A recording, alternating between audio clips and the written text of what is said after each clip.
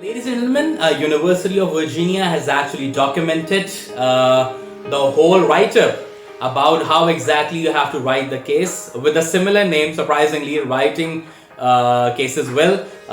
Go through that, read that. It's available on Google as well. Put the keyword and you can actually use that template for your learning as well. It will going to help you and will going to harness your writing skills as well. Ladies and gentlemen, this is me, Hussain Aftab Changi, signing off for now, and hopefully I'm going to come up with more new content, which is actually going to help you in amplifying your skills, in amplifying your knowledge, and also your aptitude as well. It was a pleasure interacting with you even through this digital medium, and looking forward to catch you up in future as well. So take care and have a great day whenever you are going to watch or rewatch or refer this video ever. Have a great day always. Thank you.